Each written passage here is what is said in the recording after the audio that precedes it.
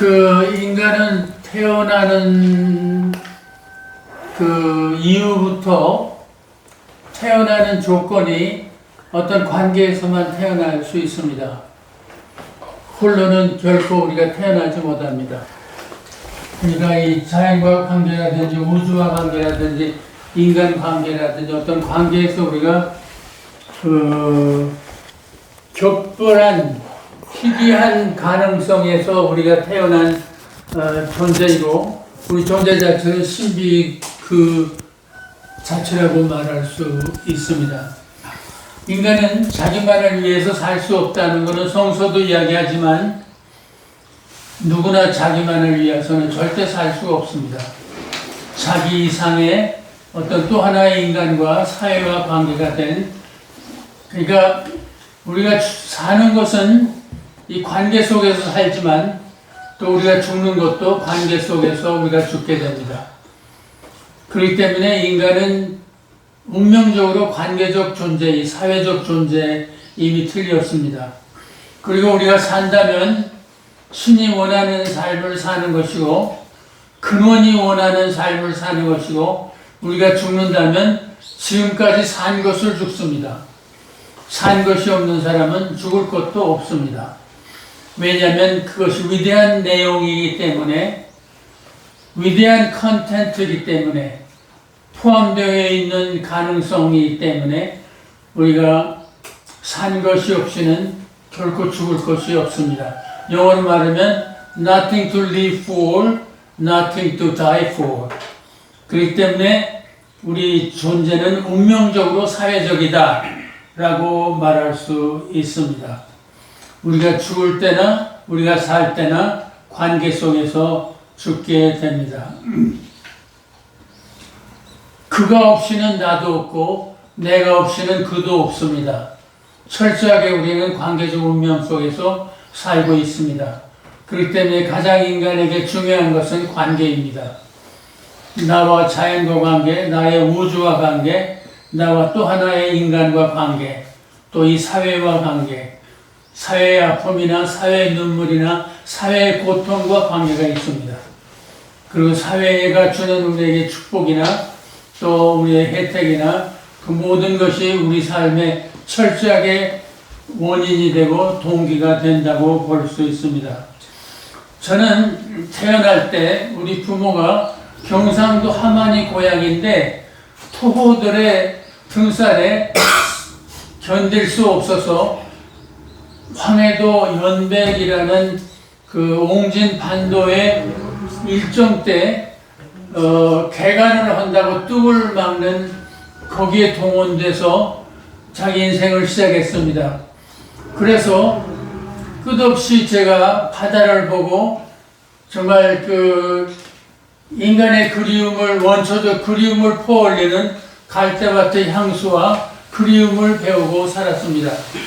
그리고 해가 져도 돌아오지 않는 부모와 해가 져도 먹을 것이 없는 그 공허한 시간들을 끝없이 보내고 살았습니다. 이제 그런 일정 때 그렇게 살았는데 제가 그 해주 근방에 초대 교회가 있었는데 그 교회를 가는 것이 위대한 낙이었습니다. 근데 그 교회를 가면 한 2시간을 걸쳐서 논밭을 걸어서 해주에 그 시멘트 공장이 있는데 거기 뭐 연기가 올라가고 그런 도시가 있는데 거기에 초대 교회가 있었습니다. 그런데 그 어린아이들이 그렇게 추운 겨울에 난로를 다 둘러앉아서 기다리다가 우리가 가면 전부 내주는 것입니다. 그리고 자기들이 먼데 앉고 그런 그 사랑에 대한 근원적 감동을 제가 초대교회에서 받았습니다. 그래서 그 믿음의 순례는 지금까지도 계속된다고 말할 수가 있겠습니다. 그러니까 부모가 있지만 부모가 없는 것 같은 그런 고아와 같은 그 일정 때 노예 비슷한 그런 간척의 노동자로 끌려간 부모의 그 험악한 삶을 우리는 알지 못하고 왜 그들은 돌아오지 않고 밤이 되어도 우리를 이렇게 기다리게 하나 그런 쓰라림이 인생에서 근원적인 그리움을 제가 배우게 되었습니다. 인간은 애절하게 관계와 또 하나의 인간을 우리는 기다리는 존재이고 그들과 관계된 인생을 살 수밖에 없다는 처절한 경험을 제가 하게 된 것입니다. 거기서 우리는 신앙생활을 거기서 그런 척박한 생활을 하다가 조금 남쪽으로 이사를 왔습니다. 그것이 연안이나 해주 근방이었습니다. 그러니까 38선 바로 밑에였습니다. 그러니까 우리가 이사 간 다음에 2차 대전이 끝나고 일본 선생이 우리를 가르치고 그랬는데 그런 고향을 버리고 우리 아버님의 친구가 있는데 친구들이 남쪽에 와서 교회를 다시 하자고 그래서 교회 때문에 남쪽으로 이사 왔던 것이 축복이 되었습니다. 왜냐하면 남아있던 곳은 북한이 되었고 떠나온 곳은 남한이 되었기 때문입니다. 그래서 연안 중학교라는 데를 제가 초등학교를 졸업하고 중학교 시험을 봤는데 다행히 떨어졌어요. 낙방을 해가지고 기다리고 있는데 6.25 전쟁이 나더라고요. 전쟁이 났는데 이 난민이라는 거는요, 디아스포라, 헤어진 유태인들의 역사를 말하는데 디아스포라가 되어본 사람만이 또 이 땅이 영원한 고향이 아니라고 생각하는 사람이 빨리 떠나더만요. 그러니까 우리 토호들은 다 그 동네에서 지주들이고 못 떠나왔는데 우리는 금방 하나님을 섬길 자유가 없고 하나님을 예배할 자유가 없는 데서 우리가 살 수 없다. 그것은 인간의 장소가 아니다. 그런 결론에 의해서 교인들은 전부 영매도나 또 연평도를 통해서 인천이나 밑으로 이제 성서 하나 하고 또 쌀 2마리를 싣고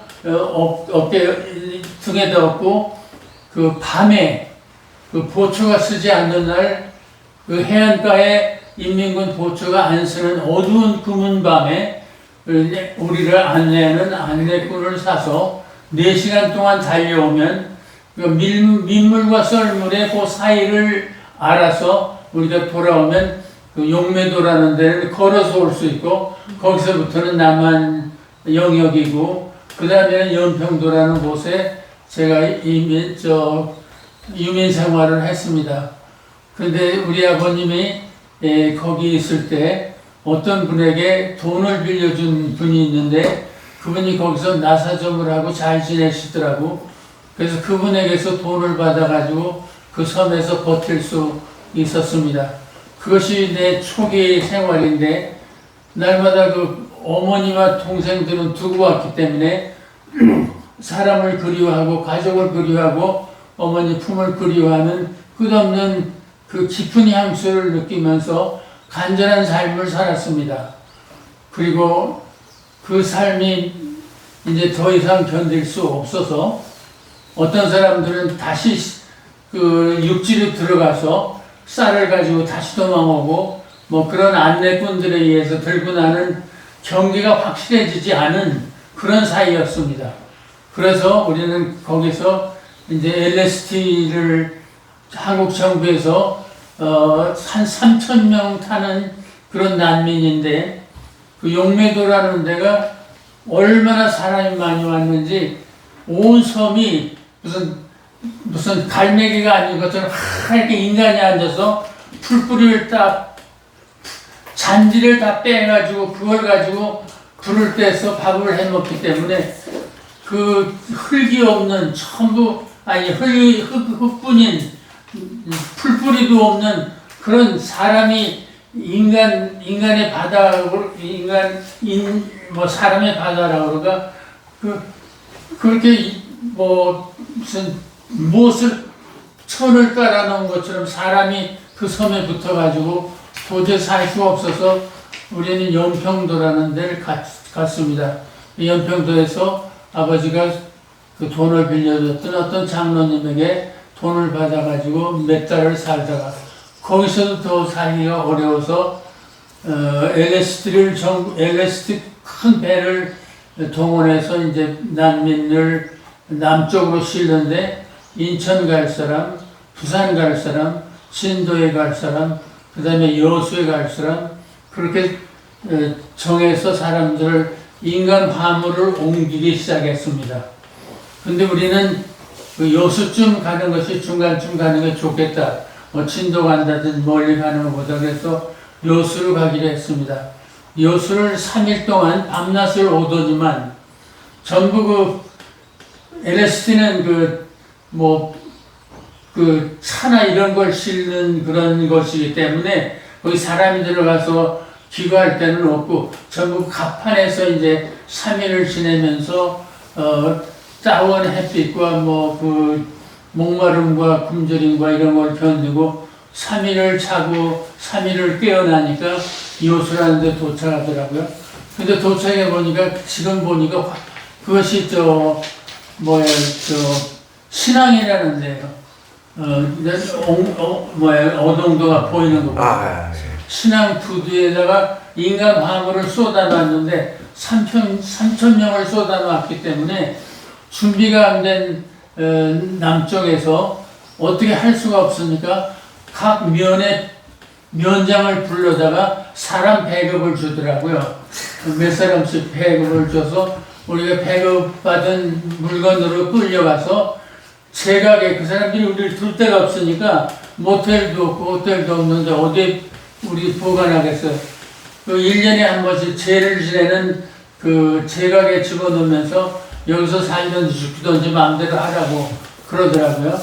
근데 거기에는 수도도 없고 뭐 화장실도 없고 부엌도 없어요. 그런 공간에서 이제 난민 생활을 하게 되었죠. 근데 저는 그때 그 뭐 나무를 좀 해야 뭐 밥을 만들고 그러니까 산에 가서 그 뭐 나무 가지 뭐 꺾는 거 원숭이처럼 올라가서 그 끊는 거를 해가지고 왔는데 그때 할머니들이 동네에서 뭐라면 까끔에 있는 놈아 뭐 내려와라 뭐 그 무슨 까끔이라는 게 뭐 언덕이나 산인가 봐요. 그 방언으로 그러면 또 쫓아와서 또 뭐 그 조금 얻은 그 잔술까지를 가지고 와서 밥을 해먹고 이제 그런 상태로 갔는데 그래서 이 난민들이라는 것은 디아스포라인데 디아스포라는 머무를 자유도 있지만 떠날 자유가 있는 사람들이에요. 왜냐하면 영원한 뿌리가 이 세상에 없다고 생각하니까 우리가 이 세상에 순례자고 나그네인데 어디가 우리가 영원한 고향이 있냐. 항상 떠나는데 익숙해요. 그래서 우리 떠난 사람들이 여수로 가서 장사를 하기 시작했어요. 근데 우리 아버님은 뭐 부산에 가서 뭐 고무신을 떠다가 뭐 그 선창에서 장사를 하는 그런 걸 해가지고 우리를 중학교를 보내고 그랬는데 제가 중학교에 종고중학교라는 데 갔어요. 별볼상 없는 학교니까 늦었나 봐요. 그때 김재걸이라는 선생이 있었는데 그 사람에게 내가 인간적인 깊은 터치를 받았어요. 이분은 동국대학을 나와가지고 영문과를 나와서 취직이 안 돼서 밀수를 하려고 여수로 내려온 거야. 일본으로 밀항을 하기 위해서. 근데 일본으로 밀항하려니까 돈이 떨어졌어요. 그래서 밀항을 할 수가 없어서 종고중학교 와서 영어 선생을 하셨는데 그분을 만나게 된 거예요. 그분이 뭐라고 말하냐면 너희들이 너무 떠들면 내가 막걸리 한 잔을 동네에 가서 마시고 왔는데 이것이 전부다. 오늘 내가 에너지를 쓸 수 있는 거 전부인데 너희들이 너무 말을 안 듣면 떠들어야 되니까 막걸리 먹은 것을 금방 소모해야 되고 힘드니까 제발 좀 조용해라. 그러면서 그분이 이제 거기서 어떤 늙은 나이 많이 먹은 여성을 만났는데 그 사람이 그 부부가 아이를 낳더라고요. 아이를 낳았는데 근데 또 불행하게 그 여자가 아기를 유방에서 젖을 생산을 못해요. 그러니까 뭐 없는 돈에 뭐 분유를 사다가 옛날에 타다가 아이를 먹였는데 요만한 손가락을 보면서 얘가 이게 우유를 먹여가지고 길러서 생긴 이게 손가락이라고 이걸 보여주는 거야. 그러면서 그분이 뭐라고 말하냐면 내가 서울에서 공부를 했지만 직장이 없어서 난민으로 그냥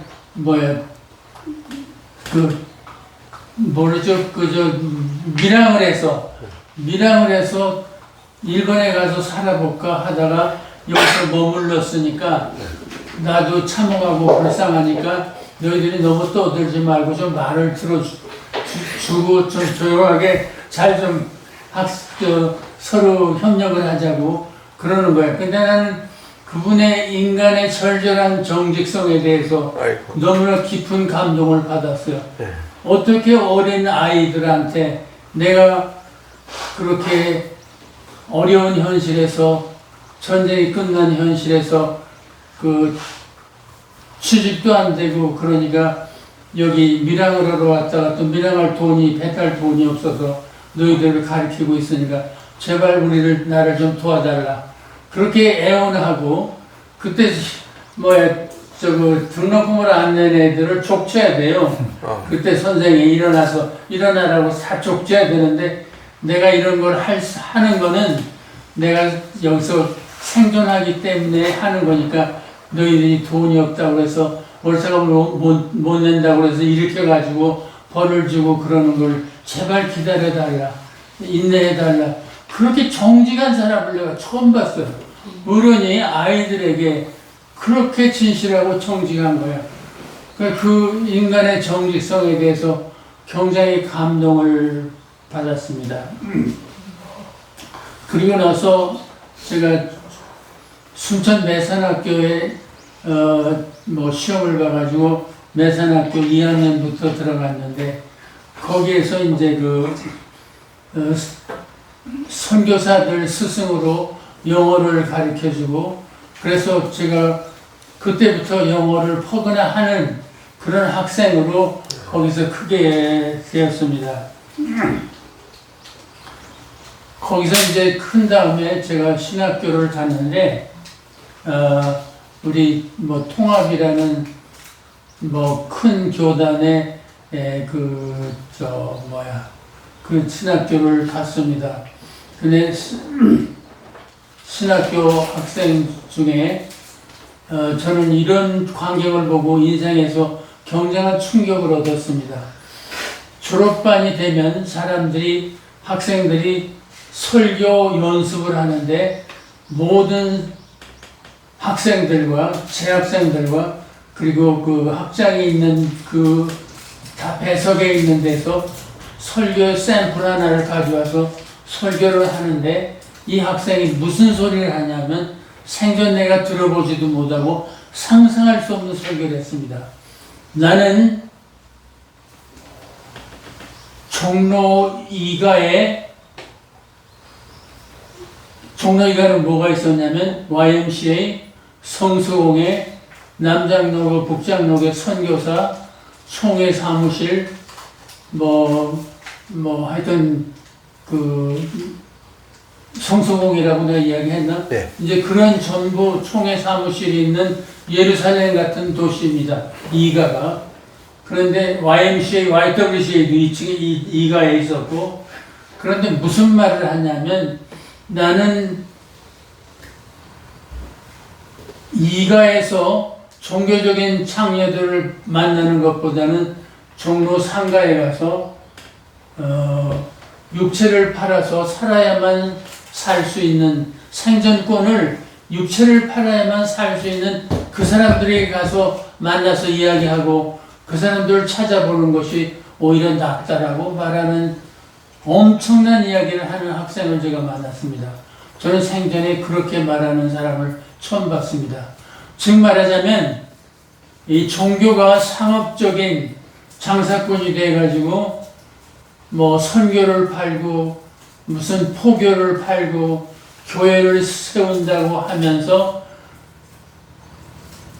영혼을 팔고 신을 팔고 내세를 팔아서 번영하는 이 종교장사들, 종교적 창녀들, 팔 수 없는 영혼을 팔고 팔 수 없는 하나님을 팔고 팔 수 없는 내세를 팔고 팔 수 없는 축복을 이 세상에서 팔고 있는 이 위선적인 종교보다는 몸밖에 팔 것이 없어서 몸을 팔고 있는 그들에게 가서 나는 이야기하고 싶다. 충격적인 이야기를 들었습니다. 나는 어떤 사람에게도 그 나이까지 그런 이야기를 하는 이야기가 없었습니다. 근데 그 학생은 그 연습 설교에서 그렇게 이야기하고 나서 총장 사무실이나 학장 사무실에 빌라도 법정에 가서 재판을 받고 그것도 안 돼서 뭐 총회 사무실까지 그런 종교 재판을 받다가 마틴 루터처럼 쫓겨나서 출교를 당함으로써 외롭게 또 처절하게 혼자서 그 고향에 돌아가 버렸는데 나는 그 아이가 어떤 아이인지 누구였는지 알지 못합니다. 그런데 내 뒤에 항상 바뀐 것은 팔 수 없고 보이지 않는 내세와 보이지 않는 신을 파는 그 종교적인 창녀보다 몸 밖에는 팔 것이 없는 생존권이 없는 그 여인이 더욱 거룩하다, 더욱 신성하다는 것입니다. 이렇게 놀라운 충격적인 이야기를 듣고 나서 그때부터 저는 의식이 생기기 시작했습니다. 제가 그 학생의 이야기를 영문으로 써서 우리 선교사들에게 주니까 미국 선교사들에게 이것을 당신은 뭐라고 생각하냐? 우리가 기독 공부가 있었는데 거기에다 내면 어떻겠냐? 그냥 말을 못 하더라고요. 말을 못해. 더 이상 말을 못해. 그런데 우리가 내려고 하는 그 아이의 선언문을 결코 내지는 못했습니다. 근데 그것은 인생에 있어서 내가 가장 저항할 수 있는 자유, 저항할 수 있는 영혼의 목소리, 저항할 수 있는 내면에 솟구치는 이야기, 이것을 제가 그분에게서 배웠습니다. 그 학생을 내가 알았더라면, 떠나는 걸 알았더라면, 그래도 버스표라도 사주고 위로했을 것인데, 그러지도 못하고 그런 영혼이 떠나버리고 말았습니다. 그리고 어떤 이제 사는 생활의 숲속으로 떠나버리고 말았는데, 그것은 나에게 굉장히 위대한 하나의 교훈이었습니다. 그래서 제가 서울에서 그 학습을 끝나고, 제가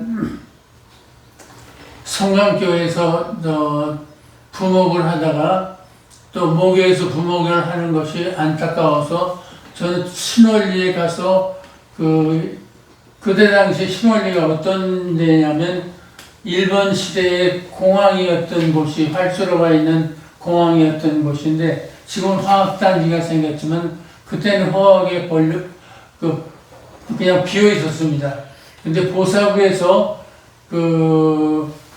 이 부산 쪽인가 마산에 있는 혈액 환자들을 옮겨서 집단적으로 거기다가 이제 혈액 환자촌을 만들었습니다.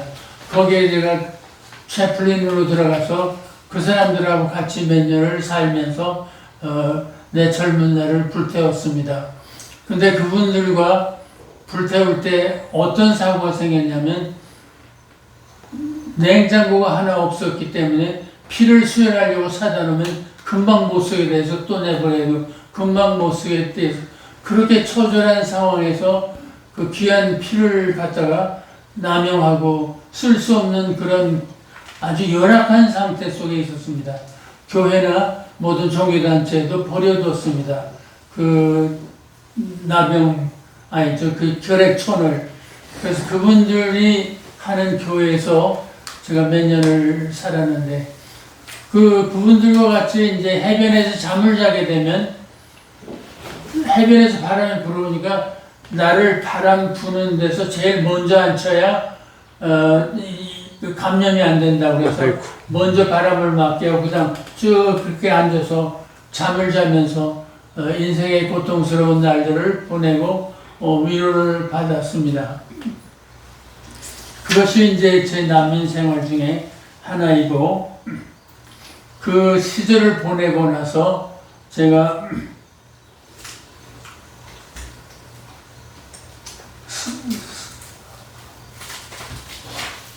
기회가 있어서 내가 그 젊은 사람이 어디도 쓸 수 없다는 교권주의와 그 무슨 끈앞풀이 없거나 뭐가 없으면 종교 조직에도 어떻게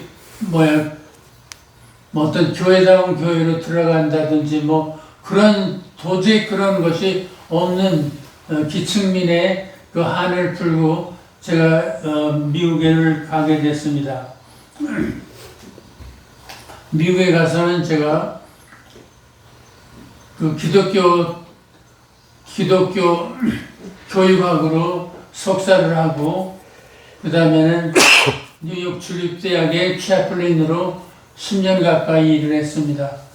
그동안에 그 뉴욕 주립대학은 5군데가 있는데, 스토니브룩, 알버니, 그 다음 버팔로, 그 다음 뉴욕시티, 그 다음 롱아일랜드, 이런 곳에 5군데의 주립대학이 있는데, 학생들이 한 5만 명 정도 될 정도로 그 정도 수준이었는데, 저는 국제학생을 맡는 일을 했습니다.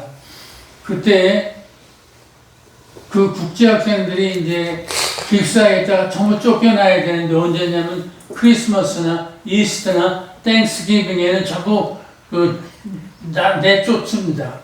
그러니까 이분들이 갈 데가 없어요. 그러면 어떻게 해야 되냐면, 주로 메노나이트 같은, 아미시나 메노나이트 같은 사람들이 평화주의자고, 그 다음에 외국 사람을 돌보려고 그러고, 그 사람들이 항상 학생들을 맡아서 그 기독교 생일인 크리스마스나 땡스기빙이나 이스터나 이런 때 가서 그분들과 함께 지내는 그런 프로그램이라든지, 여러 가지 이제 그 문화적 관계를 위해서 또는 인간 관계를 위해서 여러 가지 그 활동을 하는 그런 일을 제가 했습니다. 한 10년 동안 했는데, 그때 얼마나 많은 손님을 실었는지, 우리 집사람이 손님에 너무 질려가지고 그 질병이 생길 정도로 아유. 1년에 100명 이상이 우리 센터에 와서 자고, 그 한국 사람들이 나이아가라 폴을 보지 못했는데, 버팔로라는 데가 나이아가라 폴과 바로 있는 30분 거리에 있는 도시입니다. 항상 거기 오는 수많은 사람들이 집을 찾아와서 끝없이 사람을 치는 그런 역할을 했는데, 그래서 굉장히 깊은 인상이 남습니다. 수많은 사람들이 그런 특권을 누리고 그런 여행을 하고 그런 관광도 하고 나이아가라 폴을 보고 가는 그런 10년의 생활을 마치고, 제가 그 이후에는 토론토에서 청빙이 있어서 이민교회에 갔습니다. 근데 그 이민교회는 작은 교회가 아니라 그래도 한 500명 모이는 그 이민교회에서 큰 교회에서 제가 목회를 10년 동안 했는데,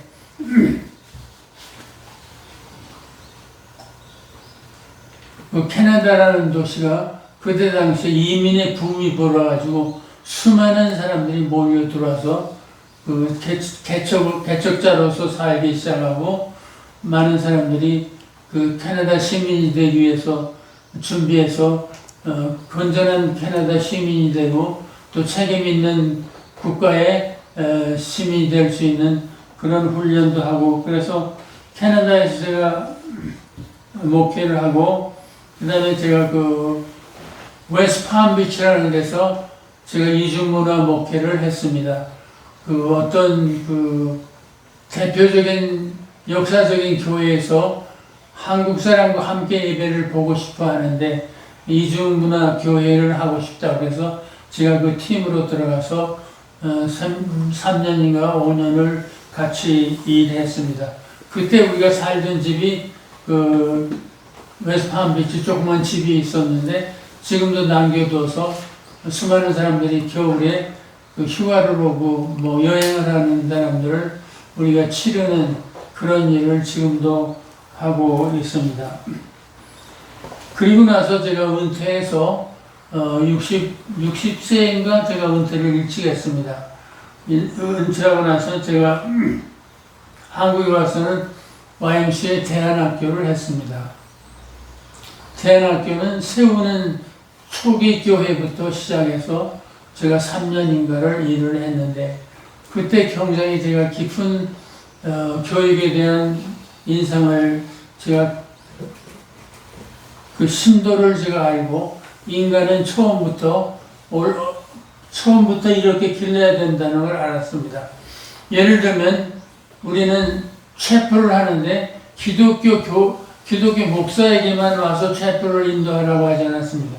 불교에서도 오고 힌두교에서도 오고 하여튼 여러 교단의 아이들이 교단의 그 책임자들이 와서 자기 종교를 비교적으로 경험할 수 있도록 아이들에게 그런 열린 교육을 시켰습니다. 그리고 아이들에게 절대 1등이라 2등이라는 걸 이야기하지 않았습니다.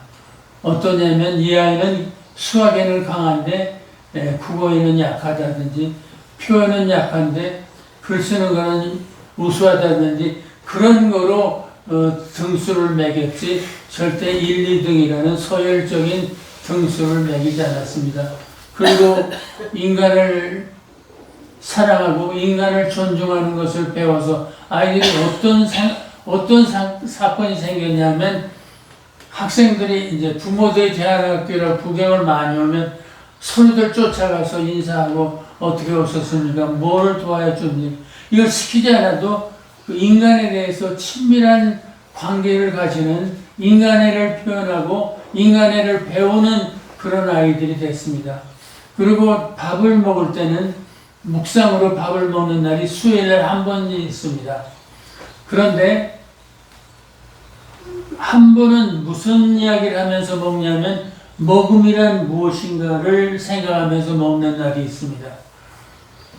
근데 스님들처럼 전부 자기들이 갖다 먹고 또 갖다 챙겨서 그릇을 갖다 놓고 모든 것을 같이 하면서 음식을 만드는데 걔들이 하루 수요일 날은 명상 식사를 하는데 먹음이란 무엇인가? 그걸 생각합니다. 근데 여러분 먹음이란 무엇이에요? 초등학생은 아니지만 네? 우리가 먹음이란 먹이 사슬 위에 있기 때문에 모든 만물이 우리를 위해서 제사를 지내라는 것과 똑같습니다. 모든 생명과 모든 것들이 죽어서 나를 살려라. 그러는 명을 하는 것과 똑같아요. 그러니까 우리는 먹이 사슬의 최고에 있기 때문에 다른 모든 생명에 대해서 폭력적이고 모든 만물에 대해서 희생을 요구하는 정말 sacrifice, 제사를 지내라는 그런 명령을 하고 있는 것과 똑같습니다. 그렇기 때문에 아이들에게 너희들 그러면 저 표이사게 저렇게 황금빛으로 익어서 춤출 때까지 뭐가 필요하냐 그러면 주로 뭐라 그럴까요, 애들이? 농부들의 땀이 뭐 있습니다. 그런 이야기 하는 거예요. 그러면 우리가 가르칩니다. 저 이삭이 황금빛으로 익어서 춤을 출 때까지 수많은 바람이, 수많은 폭풍이, 수많은 비가, 수많은 바람이, 수많은 날이 깨어나고 수많은 밤이 다시 젖는 그 우주의 역동적인 드라마가 저 하나를 쌀알 하나를 만들었다. 너희들이 하나를 먹을 때 이 우주가 신음하고 우주가 고민한 것을 너희들이 하나 먹는다. 이렇게 가르치기 때문에 아이들이 엄청난 성숙이 다가왔습니다. 그래서 또 우리들 아이들 보면 아이들의 이제 뭐 서로 투쟁이 있고 싸움이 있고 그러면 꼭 걔들은 전 클래스의 재판을 열고 너희들이 이 아이는 오늘 누구를 때렸는데 어떻게 하면 좋겠냐. 그럼 걔들이 전부 심판을 합니다. 그래서 3일을 청소를 하고 가는 것이 좋겠습니다. 그러면 그것이 이제 전체 회의에 통과되면 이제 3일을 청소를 하는. 그리고 어떤 날 아이가 매를 맞고 들어왔는데 자기 집에서 매를 맞았어. 근데 멍이 상당히 들었더라고요. 그래서 이 아이는 어떻게 했으면 좋겠냐 하더니 아이들이 그 부모를 소환했으면 좋겠다. 그래서 부모를 다음날 불렀어요. 그래서 그 재판을 했는데 이 부모는 청소를 그저 이 교회 학교 그룹 학습반 청소를 3일 하라고 그렇게 그리고 사과하라고 아이에게 그래서 와서 사과하고 잘못했다고 그러고 학급에 와서 정말 폭력을 베풀어서 폭력이 대안학교의 목적이 아닌데 그렇게 해서 미안하다고 그래서 그 사람이 무슨 학교 교수더라고 무슨 재료공학 교수 근데 그 부인이 와서 이제 그렇게 당했어요. 그냥 이 모든 것이 민주적으로 하는 이제 그런 학교를 했는데 굉장히 의미 있고 내 인생에서 가장 깊은 그런 시절을 보내기로 했습니다.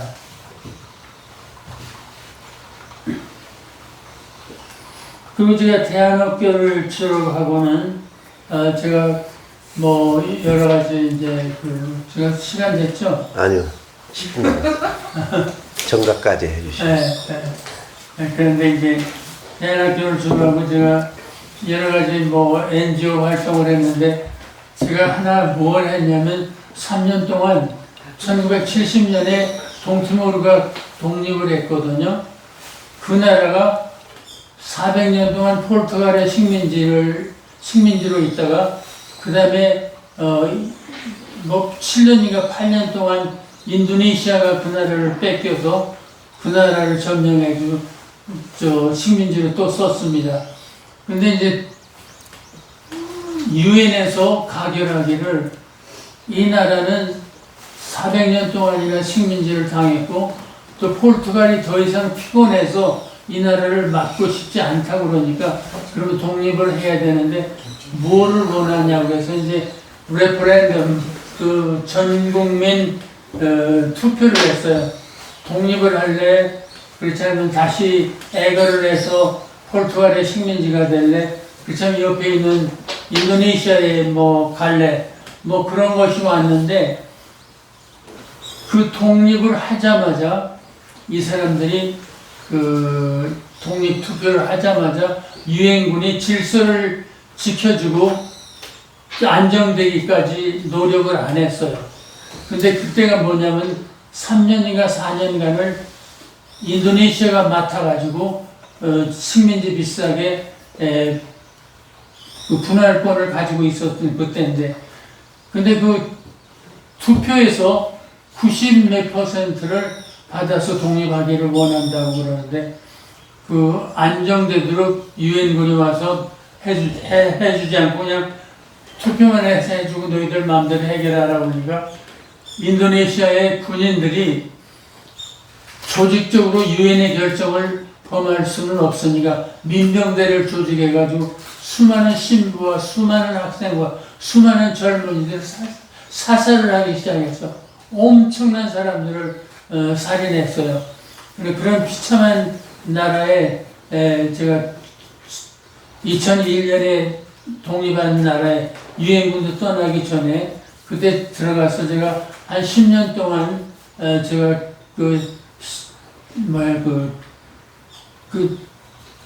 전적으로 들어간 것이 아니라 매년 들어가서 몇 달씩 일을 해서 제가 그 난민들의 생활과 그 인간의 그 주권을 빼앗긴 민족의 서러움과 근데 거기 카톨릭 신부가 또 한 번 들어와서 일을 했는데 그분은 동남아시아에서 가장 어려운 데만 와서 일을 하는 신부였더라고요. 스위스 사람인데 근데 그 사람은 예수와 똑같은 사람을 제가 만났어요. 근데 그분이 갈대로 진 셰프리 갈대 같은 걸 지었는데 얼마나 단아하고 예쁘고 자연스럽고 아늑한지 몰라요. 그렇게 소박한 데 가서 이렇게 쭈그리고 앉아서 이제 미사를 드리는데 그 고해 성사 시간이 있어요.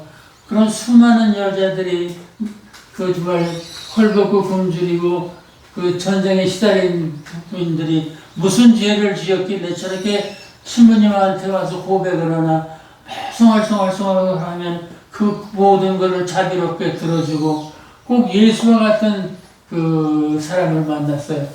근데 그분이 방송국을 세우려고 우리 촌에 와서 일을 했는데 얼마나 토속적인지 그 사람들 가운데 무인을 불러가지고 이 땅이 어떠냐, 이 땅에 우리가 선교회를 세우려고 하는데 그분은 방송에 선교 자료를 만드는데 전문이에요. 그 선교 방송센터를 만들려면 이 터가 어떠냐. 그래서 오히려 그분이 기독교가 이방인이라고 말하는 무당을 불러다가 축복을 받고 그러니까 모든 종교와 영성을 갖다는 뜻으로 겸손하게 그렇게 하는데 얼마나 그 사람이 정말 민족을 사랑하고 정말 인간적인 그 사람을 만났어요. 근데 그런 일을 다 하면서 그분과 같이 제가 여러 번 일을 같이 했죠. 그래서 내가 거기서 뭘 경험했냐면 우리가 200세대가 있는 수도에서 2시간 거리에 거기 미션 센터를 짓고 일을 했는데 수많은 우리 학생들 가운데 의사인 학부모를 가진 아이들이 많이 있어 대안학교에. 그래서 그분들이 와서 일을 하고 여러 가지 수많은 일을 했는데 유치원도 우리 또 자녀들이 돈을 내서 기념으로 유치원도 하나 세우고 그랬는데 거기서 무슨 뭘 봤냐면 내가 아침에 그 동네를 한번 쭉 보면서 인사하는 시간이 있었어요. 매일 가서. 근데 어느 날 보니까 누가 원숭이를 잡아가지고 왔는데 불쌍하게 한이 없어요. 근데 왜냐면 이 뒷다리 바로 전에 있는 허리에다가 묶어가지고 이거를 자기 말뚝을 박아놓고 막 이렇게 기르고 있는 애완으로. 근데 그 사람이 돈이 있어야 바나나를 사줄 거 아니에요. 그게 너무 먹지 못해가지고 막 웃으면 전부 이빨이 다 나오더라고 얼굴에. 그렇게 가난하고 그렇게 불쌍한 이제 동물이 있는데 그럼 내가 20을 주고 살 테니까 이걸 정글로 보내자. 그랬더니 그 사람이 정글로 보내면 이 원숭이는 죽는다. 다른 원숭이들이 죽인다고 그러더라고. 왜 죽이느냐 그랬더니 꼬리를 잘랐기 때문에 꼬리 없는 원숭이는 다른 원숭이가 가면 죽여버린다. 왜 꼬리를 잘랐냐. 승복의 상징으로 꼬리를 자르면 이놈이 그때부터 야생이 아니고 야생이 아니고 길들여지는 집안의 동물을 뭐라고 그러지? 집안의 동물. 애완동. 애완이 된다는 거예요. 그러니까 여러분 나는 그런 걸 몰랐어요. 이 꼬리를 자르면 애완이 되고 승복을 한다는 거야. 완전히 이제 내 종이다. 승복을 하고 그렇기 때문에 원숭이가 아니고 조작된 원숭이가 되니 가짜 원숭이가 되는 거야. 근데 이게 뭐냐면 거기서 내가 뭘 알았냐면 그렇다면 꼬리는 원숭이의 간판이다. 꼬리가 없을 때는 문제가 뭐냐면 이쪽 나무에서 저 나무로 뛸 때는 꼬리가 이제 조정을 해요. 방향을. 그게 방향타가 없어지는 거고 또 어떤 나무에서 땅에 무엇을 주술 때는 꼬리를 매놓고 빨리 주워가지고 빨리 올라와야 되니까 그걸 줄로 생각해서 매놓고 내려가니까 수확하는데 어려움이 없고 그 다음에 또 이것이 정글에서 말할 때 신호로 이게 언어가 돼요. 시그널을 준다고. 그러니까 원숭이가 꼬리가 없으면 원숭이가 아닌 거예요. 그러니까 꼬리를 자르면 승복을 해가지고 애완이 되고 동물이 아닌 거예요. 그 동물이 아닌 것은 정글에 가면 다른 놈들이 죽여버린다는 거예요. 그 놀라운 이야기를 내가 발견했어요. 그런데 또 어떤 일이 있냐면 새벽부터 어떤 노인이 와가지고 거기 코코넛 나무가 그냥 억수로 많은데 코코넛 나무를 그 미쉐테라고 그러나 그 칼로 정글 칼로 와서 밑에를 다 상체기를 내는 거야. 아침부터 와서. 아니 그 무슨 죄가 있어서 이렇게 상체기를 내냐 그랬더니 이놈이 늙어가지고 30년이 넘어서 코코넛을 안 달린다는 거야. 그러니까 이걸 때려가지고 고통을 주면 이것이 그 해를 많이 달린다는 거야. 근데 플로리다에 내가 살면서 보니까 플로리다의 오렌지 나무가 30년이 되면 잘 안 열어요. 근데 그 사람들도 그 피를 내고 밑을 찍더구만요. 그러니까 이놈이 너무 오래되면 잠을 자는 거야. 겨울로 가지고.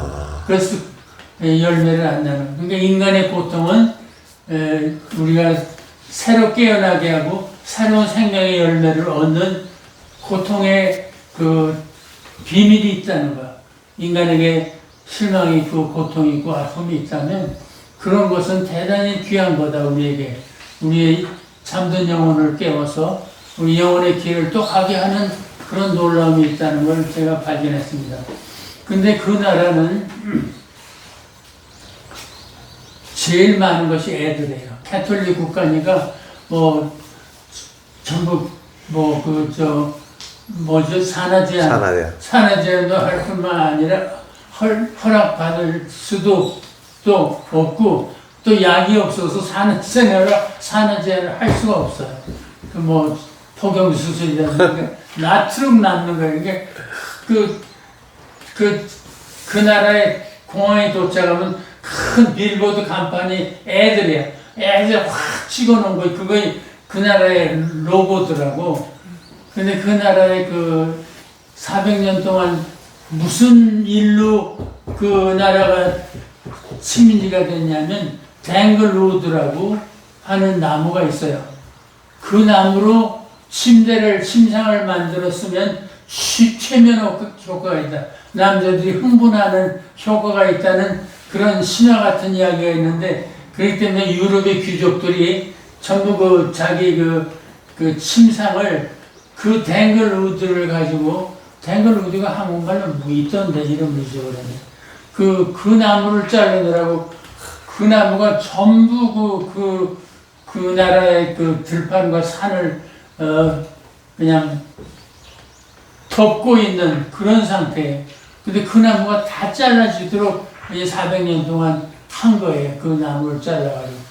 근데 그 사람들이 나무를 자르면서 코피 콩 그거를 던졌더라고 야생으로. 네. 그 포르투갈 사람들이. 그래서 그 사람들이 떠난 다음에 야생 코피를 생산해서 살아가는 그런 이제 이 보상도 있었어요. 이제 그런 나라에서 제가 10여 년 동안 그 일을 했습니다. 그래서 어떤 일을 했냐면 제일 노동력이 싼 데가 큐바 의사예요. 큐바 의사들은 다 와 있는데 동네마다 약이 없어요. 뭐 주사기도 없고 아무 약도 없어. 와가지고 할 일이 없는 거예요. 그래서 이 제약회사에서 한국에 있는 제약회사에서 한 3개월, 4개월 끝나는 거 뭐지? 사용 효과가 끝나는 특허. 응? 유효기간. 유효기가 얼마 안 남은 약을 네. 제가 도네이션을 받아가지고 수많은 그 클리닉에 그러니까 의료 봉사하는 그분들에게 보내는 것과 또 학용품을 주는 것과 학교를 세우는 것과 그런 일을 제가 10년 동안 거기서 했습니다. 그래서 인생에 대해서 가난에 대해서 빈곤에 대해서 처절하게 제가 익히고 가난도 또 하나의 미학이고 인간에 있어 소중한 교훈이라는 걸 알았습니다.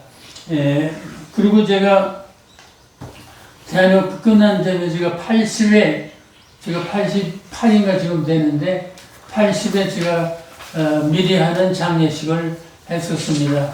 그래서 저는 앞으로 죽으면 장례식이 없고 누구 사람 불러서 돈 받으려고 하는 죽는 사람이 무슨 돈이 필요해서 돈을 받아야 돼.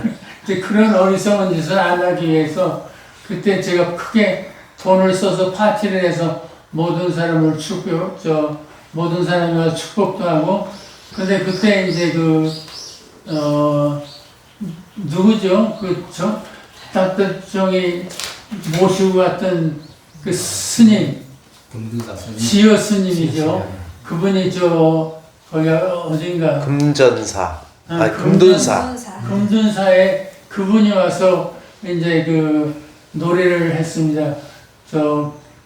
가고파 노래를 해주고, 그런 종교 간에 이제 화해도 하고, 이렇게 좋은 편안한 파티를 열고, 바다가 보이는, 어디가,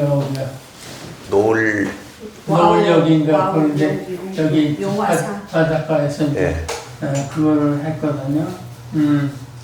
그래서 제가 인간의 한 모토는 사람에 대해서 애련한 생각을 가지고 인간에 대해서 깊은 감동을 받고 인간을 위해서 우리가 시간과 재물을 쓰고 인간을 우리가 위해서 우리가 애쓰고 고민하고 사람 하나를 아는 것은 그 사람이 만난 모든 사람을 만나는 것이고 그 사람이 살아온 모든 날을 우리가 경험하는 것이고 그 사람 안에 있는 모든 것을 우리가 얻는 것이기 때문에 사람은 하나의 우주라고 말했는데 그러니까 사람이라는 우주를 우리가 경건하게 항상 돌보고 관심을 가지고 열정을 가지고 사랑하고 호기심을 가지는 그런 것이 내 인생의 마지막 모토라고 생각이 됩니다. 이것이 제가 오늘 이야기하려고 했던 대부분의 이야기입니다.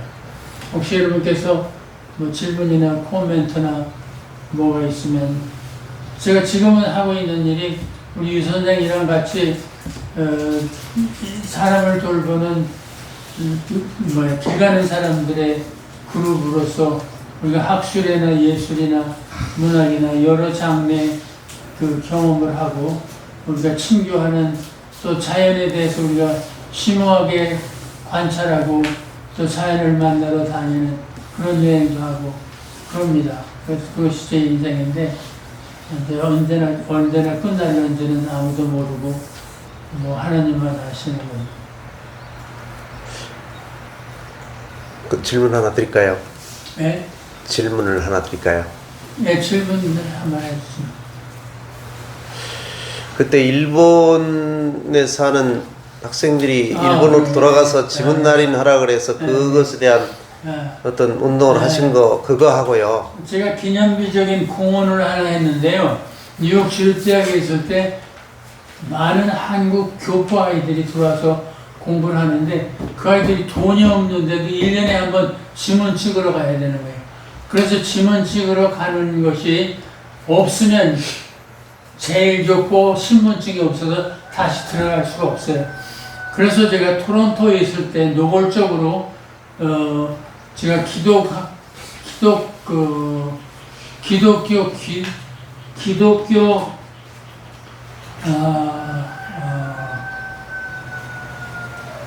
기독교 어떤 단체에 제가 부회장을 했는데 기독교 뭐 학술원인가 비슷한 그것이 이제 우리 전국 캐나다까지 전국적으로 세워진 네트워크인데 그분들이 우리들이 모여서 기독교적인 양심과 가치로 한국 안에 있는 고문과 그리고 핍박과 여러 가지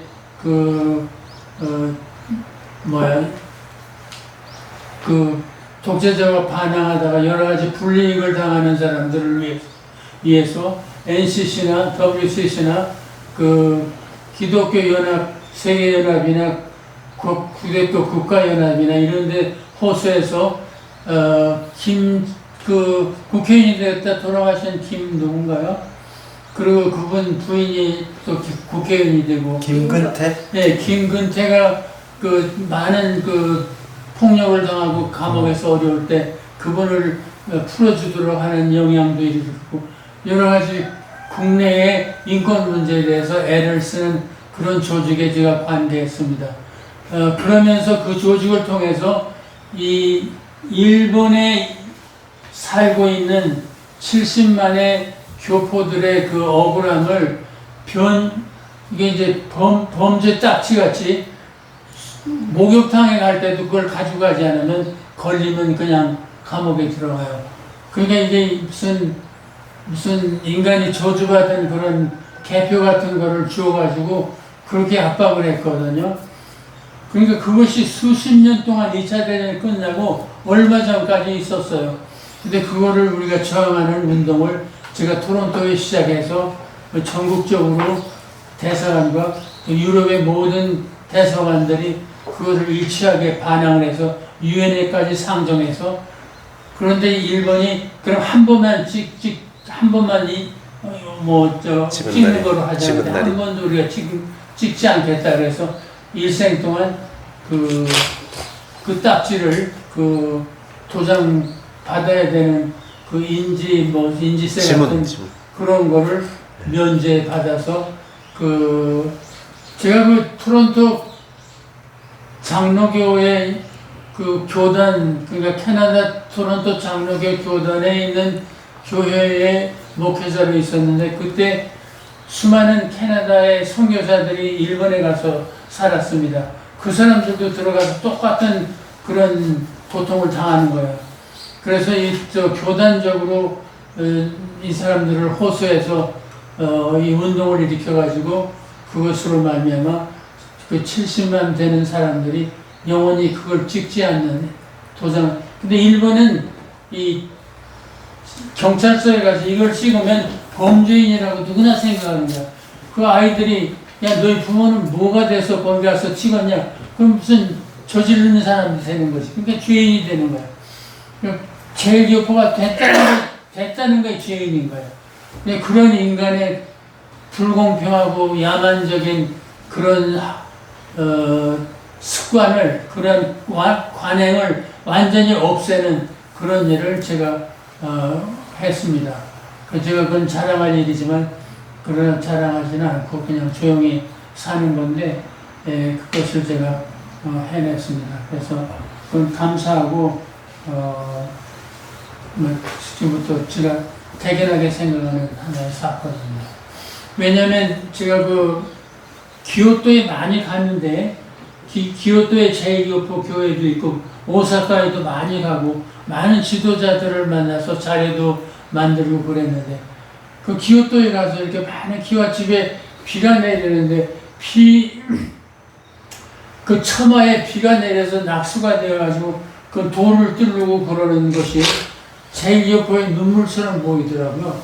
근데 영적으로 그러니까 이거는 결코 가만히 둘 수 없는 투쟁을 할 수밖에 없는 사건이다. 이렇게 생각해서 제가 달라붙었습니다.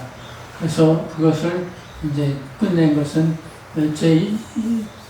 제 이정표의 하나의 트레이드 마크라고 할까? 그런 일을 해냈다고 제가 감히 제가 이야기할 수 있습니다. 제가 오늘 이것으로 그냥 끝내려고 하는데 혹시 질문이 있거나 도전이 있거나 의문이 있는 분은 이 시간에 이야기해 주시면 제가 하겠습니다. 제가 이야기 처음에도 했지만 인간에 대해서 호기심과 애정과 신비감과 관심이 없으면 그 사람 자신도 인간이 아닙니다.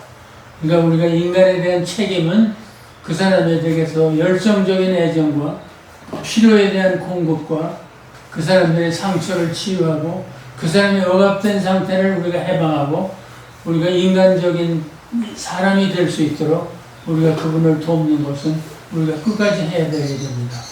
그러니까 그 책임을 어기는 사람은 그 사람 자신이 인간이 아닐 수 있습니다. 인간처럼 보이지만 인간이 아닐 수 있어요, 내용이.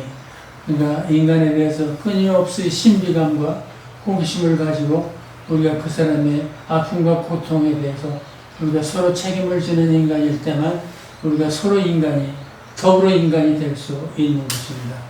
그래서 그 신성한 것 가운데 하나가 인간에 대한 우리의 공동 책임이라고 저는 볼 수 있습니다. 왜냐하면 그 사람이 없으면 나도 없기 때문입니다. 그 사람의 존재가 내 생의 일부이기 때문입니다. 그 사람도 이 우주라는 세계에 다녀가는 우리 인간 가족들이기 때문입니다. 그런 것을 우리가 깊이 생각할 때, 그러니까 우리가 닥터 슈바이처가요, 콩고의 그 강가에서 그 마지막 인생을 보냈잖아요. 그분이 불교적인 생각을 가지고 일을 했는데, 인간의 고통에 대해서 모든 사람은 책임이 있지만, 유럽 사람으로서 콩고와 다른 나라를 식민지로 억압하고 착취하고 그 수탈하고 억누른 그런 죄악을 내가 백인의 이름으로 가서 그 번뇌를 자기가 갚으려고 거기 가서 말년에 바흐의 올간 연주자로서 탁월한 학자이고 또 철학자이고 윤리학자였지만 모든 것을 버리고 그 렘브란트 강 옆에 가서 클리닉을 짓고 일생 동안을 마지막 거기서 죽도록 이제 죽도록 그 사람이 헌신했잖아요.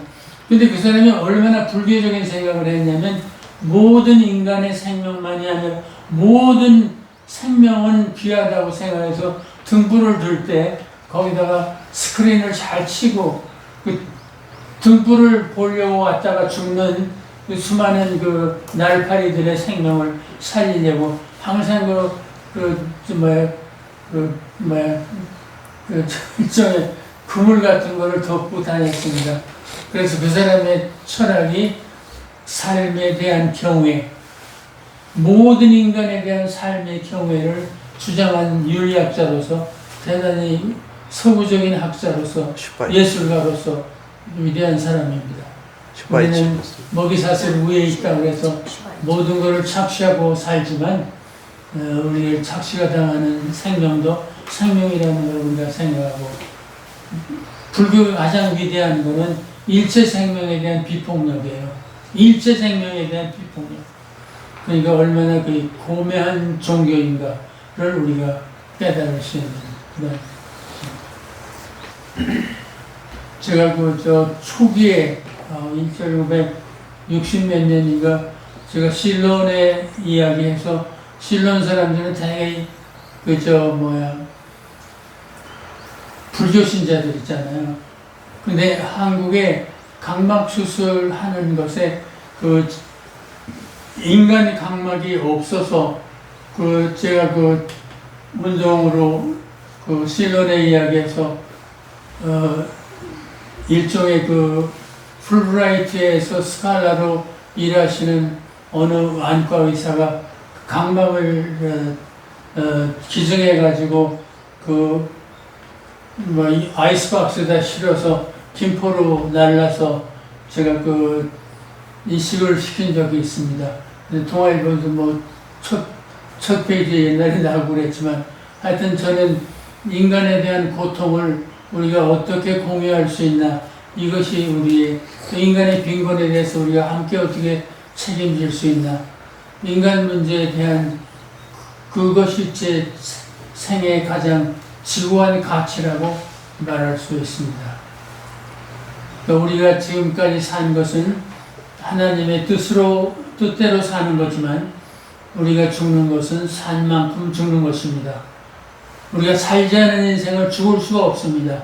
살았어야만 그 인생을 죽는 것입니다. 그러니까 우리가 사는 것과 위에서 사는 것과 위에서 죽는 것이 없으면 그 사람의 생은 놓친 것입니다. 그리고 우리가 세상에서 가진 재물이 우리 아이들에게서 얻은 재물이 아닙니다. 아이들에게 유산을 줄 필요가 없습니다. 그 재물은 세상에서 얻은 겁니다. 세상에 환원하고 와야 됩니다. 그러니까 우리가 자식을 준다고 그러다가 다들 비틀어져 가지고 서로 원수가 돼가지고 서로 주먹질하고 발길질하고 그렇게 추하게 우리가 이 세상에서 얻은 재물을 우리가 그렇게 유산으로 낭비하는 것보다는 우리가 이 세상에서 얻은 이 세상 사람들에게 그 사람에게서 얻은 돈이기 때문에 이 사회로 공헌하고 죽는 것이 가장 당연한 것입니다. 그리고 미국에 의회에 채플이 있습니다. 몇 달에 한 번씩 있다든지 그러는데 그 의회 채플에서 어느 날 루마니아에서 보잘것없이 생긴 칼커타에서 죽음의 집을 운영했던 테레사를 불러서 그날 연사를 시켰습니다. 그런데 그 사람이 여러 가지 이야기를 했지만 여러 가운데 이 의회에 앉을 자격이 있는 사람은 국민을 가장 낮은 곳에서 섬긴 사람만이 자격이 있다. 그 말을 했을 때 그 많은 그 의회 의원들이 박수를 못 쳤어요. 너무 충격을 받아. 그러니까 당신들이 지배를 하려면, 다스리려면 국민을 그만큼 섬기지 않은 사람이면 의회의 자리에 앉아 있을 수 없다는 거예요. 그래서 많은 사람들이 박수를 못 쳤어요. 너무 충격을 받아요. 그러니까 오늘 우리 인간이 가장 인간다운 것은 인간이 인간답게 살기 위해서 우리가 서로를 위해서 우리가 협력하고 노력하는 것이 우리 인간의 마지막 길이라고 저는 그렇게 생각합니다. 제가 감정적이어서 미안한데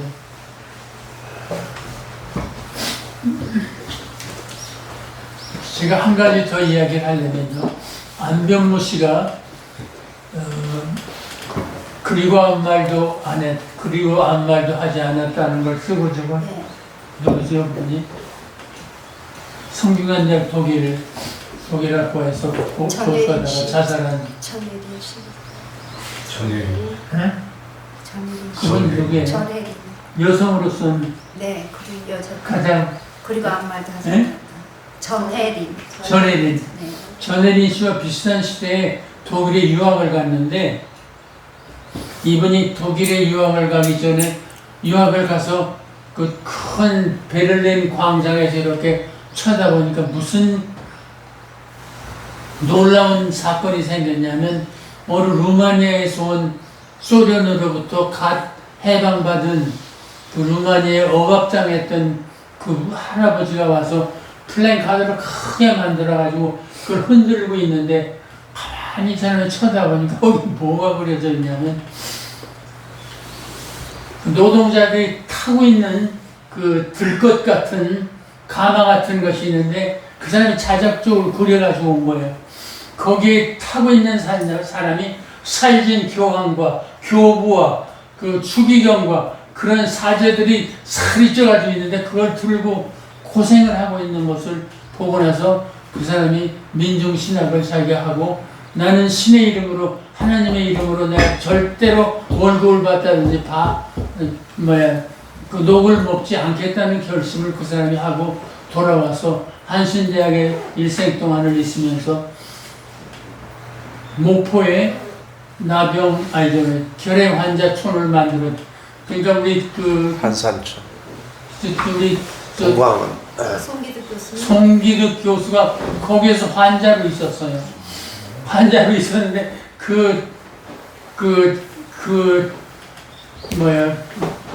결핵촌을 만들어서 물론 독일에서 돈을 얻어다가 만들었죠. 그리고 신교에 수도원을 만들었어. 여성 수도원을. 그래서 많은 학문적으로 민중신학으로 수많은 후배들을 길러내고 죽은 그 사람인데 그분은 신의 이름으로 자기가 밥을 먹지 않겠다. 교회의 이름으로 자기가 밥을 먹는 사람이 아니겠다. 라고 맹세한 다음에 처절하게 그걸 실천하고 노력해서 훌륭한 생애를 살고 죽은 대단히 의미 있는 사람이에요. 역사에서. 우리 기독교 역사에서. 그런 일이 있었습니다. 지금까지 얘기를 많이 하셨는데요. 목사님의 그 삶 속에서 하나님과 늘 동행하는 걸 늘 느끼시는지 아니면 살다가 보면은 하나님이 너무 멀어지고 근처에 계시지 않은 듯한 느낌을 받은 적이 있으신지. 그 인간이기 때문에 나도 신이 없는가 있는가에 대해서 늘 고민하고 있고, 있다면 왜 있고 없다면 왜 없는가에 대해서 고민하는 사람이고, 우리는 신앙을 맹목적으로 신봉하는 것보다 끊임없는 물음으로 당신이 계십니까? 당신이 역사 속에 지금도 계십니까? 의로움을 햇불러서 지금까지 심판하고 있습니까? 그걸 끊임없이 묻는 거죠. 그러니까 물어가는 것이 우리의 신앙의 여정이지, 뭐 맹목적으로 답이 있으니까 뭐 믿는다, 이런 것은 저는 신앙이 아니라고 생각합니다. 고민하는 그 물음에 씨름하는 사람이 진정으로 신을 묻는 것이다, 이렇게 생각하고 있습니다. 왜냐하면 인간의 역사의 모순을 볼 때 신이 없다고 볼 만큼 불공평하고 정당하지 않은 것이 너무나 많습니다. 부조리하고 모순되고, 그리고 가난한 자가 고난을 받고 의로운 자가 핍박을 받고, 수많은 사람들이 그런 고통이 있다는 것을 우리가 물으면서도 그래도 신은 궁극적으로 우리에게 계십니까를 묻습니다. 네.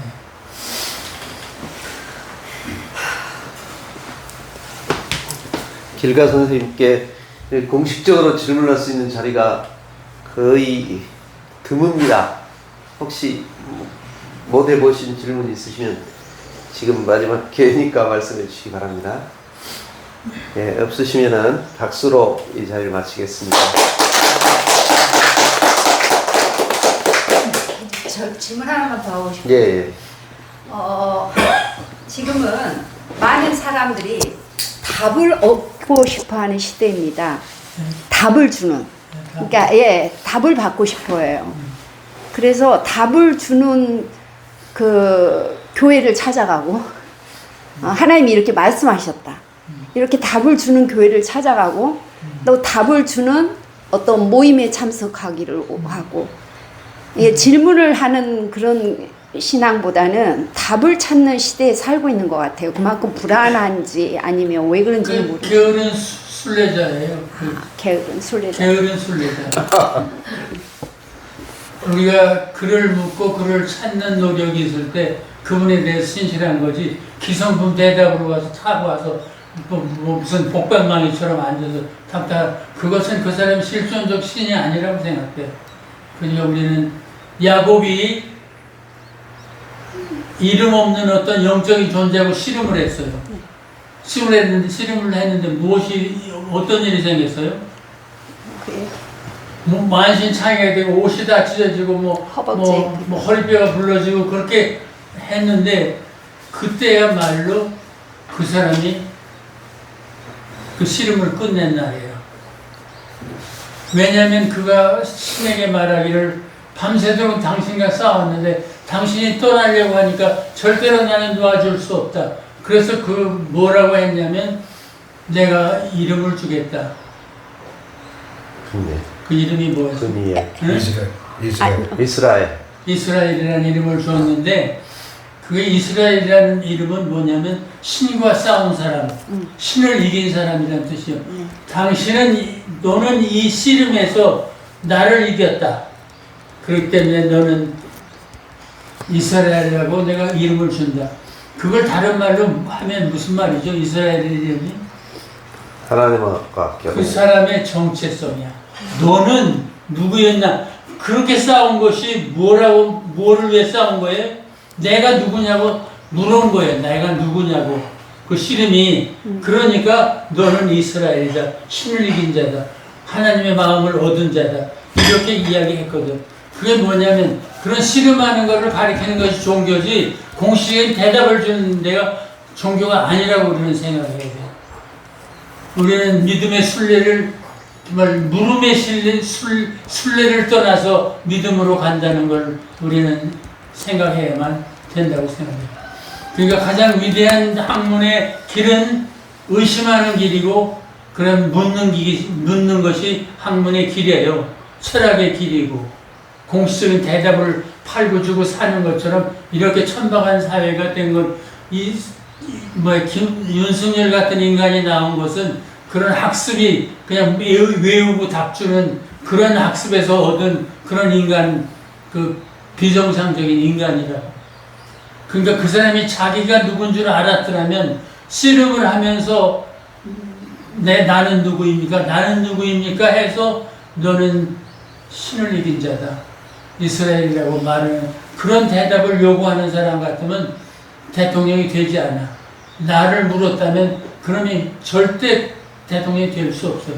왜냐하면 자기를 물었다면 절대 될 수 없어요. 그러니까 가짜 자기를 얻은 거야. 자기가 주장하는 자기. 그러니까 교리적 자기, 교리적 자기. 그러니까 무슨 그런 뭐 어떤 미신적인 뭐 어떤 뭐 그런 영성적인 뭐 미신적인 그런 데서 확신을 얻었는지 모르지만 그 사람 인간적으로는 대통령이 될 그릇이 전혀 아니야. 자기를 몰랐다는 거지. 자기를 안 물었다는 거야. 그것이 그분에게 가장 비극적인 상황이에요. 사진 하나 찍어주세요. 그 목사님이 처음으로 동티모르로 가실 때 이제 저하고 만났었어요. 그때 제가 물어봤습니다. 목사님에게 동티모르가 너무 힘들지 않겠냐, 동티모르에서 거주하는 게 너무 힘들지 않겠냐 하고 목사님한테 물으니까 잘 안 되시는가 보다. 그래.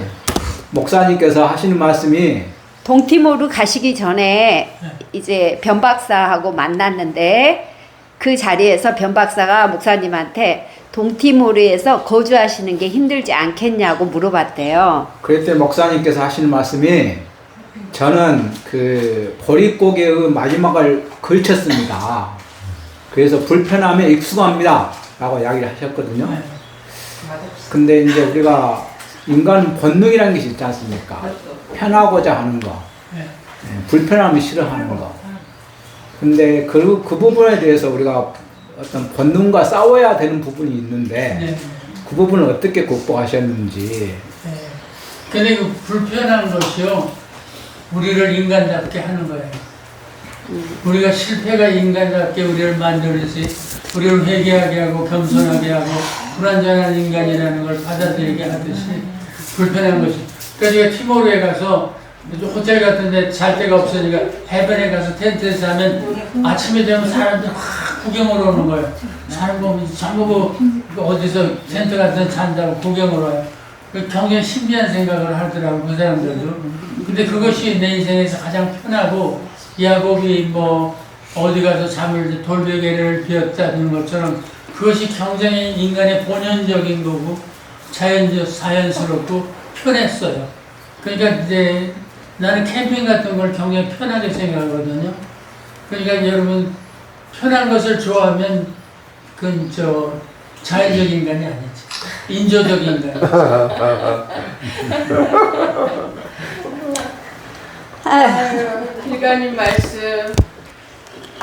길가님 말씀 오랫동안 들어왔는데요.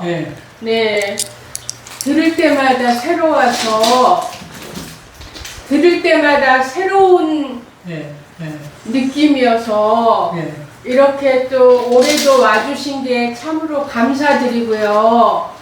또 우리 오실 때마다 솔샘을 와주신 걸 정말 감사드려서 제가 오늘 이렇게 말씀해 주신 그 고마운 마음을 노래로 드리고 싶어요.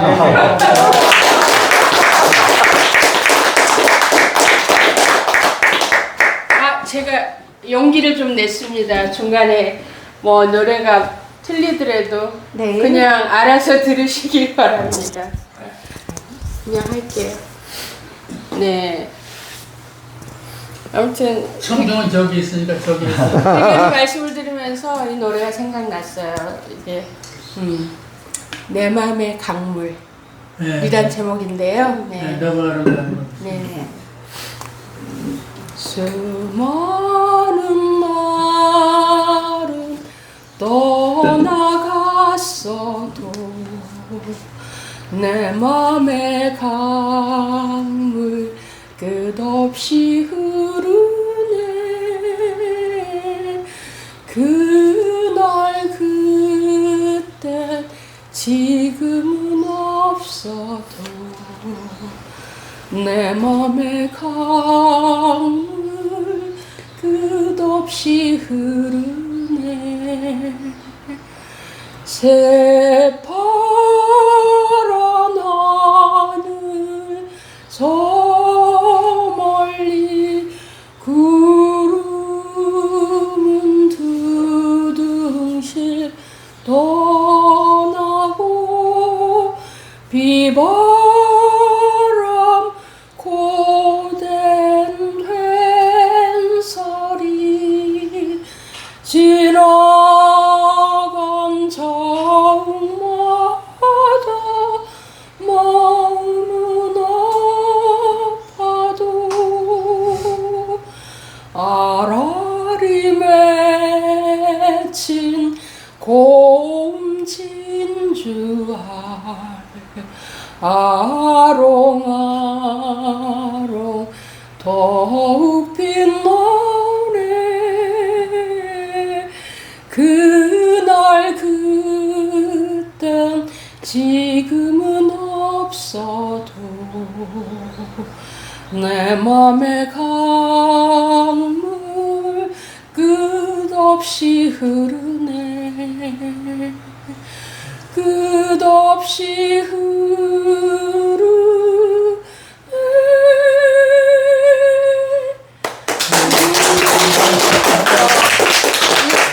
인생 성결 파티를 그 8년 전에 하셨지만 네. 내년에도 건강하시고 꼭 오십시오. 네. 저는 교회다운 유형이 이런 교회가 교회다운 유형이라고 생각합니다. 양과 수로 계산하지 않고 진실한 고백이 있는 것, 사회에 대해서 책임지는 것, 사회의 아픔에 대해서 관심 가지는 것, 그런 애정을 가지는 교회가 진정한 교회라고 저는 생각합니다. 그래서 교회는 수가 아니다. 그리고 특별히 제가 이야기하려고 하는 것은 우리가 사는 것은 하늘이 원하는 삶을 사는 것이고 우리가 죽는 것은 이제껏